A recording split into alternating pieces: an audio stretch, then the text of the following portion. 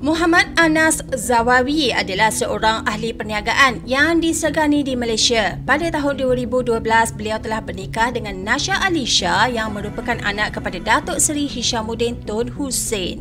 Tidak seperti adik-beradiknya yang lain sering diliputi angin popular, anak sulung Datuk K bersama Tengku Zaviah ini selesa memilih kehidupan low profile dan tertutup dari tatapan publik. Jika korang masih baru di channel kami, jom ramai tekan subscribe dan like sebagai tanda sokongan.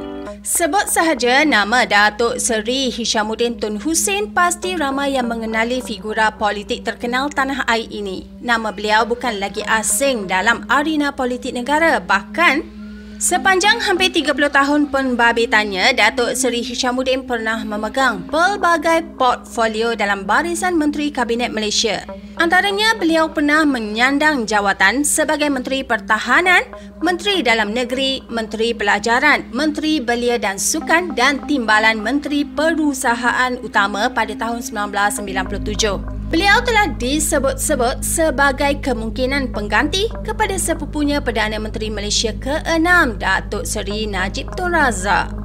Di sebalik kejayaan ahli Parlimen Sembrong ini, ada wanita hebat bergelar isteri yang sentiasa menyokong di belakangnya, setia menemani suami tersayang ke mana sahaja. Kejelitaan yang dimiliki Tengku Datin Seri Marsila Tengku Abdullah ini benar-benar mencuri tumpuan. Sebelum aktif berpolitik, Hishamuddin merupakan bekas seorang peguam dengan firma besar Malaysia.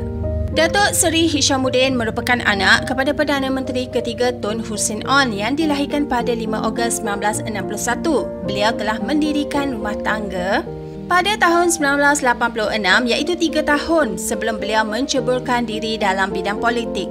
Yang Mulia Tengku Datuk Seri Datin Seri Panglima Marsila Tengku Abdullah adalah seorang puteri dari negeri Pahang. Beliau ialah anak kepada almarhum Tengku Arif Bendahara Pahang Tengku Tan Seri Abdullah Sultan Abu Bakar. Bapanya almarhum Tengku Arif Bendahara ialah adinda Sultan Pahang almarhum Sultan Haji Ahmad Shah Al-Musta'ib Billah. Hasil perkongsian hidup selama lebih 3 dekad, Datuk Seri Hishamuddin dan Tengku Datin Seri Marsila dikurniakan 4 anak. Anak sulung mereka, Nasha Alisha, berkahwin dengan anak kepada Datuk Seri Khalid Muhammad Jiwa dan Tengku Datin Seri Zawiah, iaitu Muhammad Anas Zawawi yang kini dikurniakan 3 orang cahaya mata. Ini bermakna Datuk Seri Hishamuddin dan isteri sudah pun mempunyai 3 orang cucu. Ketiga-tiga cucu comel mereka ialah Adin, Adrian dan Nasha Alina. Walau anak dah besar panjang dan sudah bercucu, tapi Datuk Seri Hishamuddin dan isteri masih kelihatan awet muda. Bahkan mereka juga kerap keluar beriadah dan meluangkan masa berdua-duaan. Memang romantik. Moga rumah tangga Datuk Seri Hishamuddin dan isteri tercinta diberkati Allah Subhanahu Wa Taala dan berkekalan hingga ke syurga.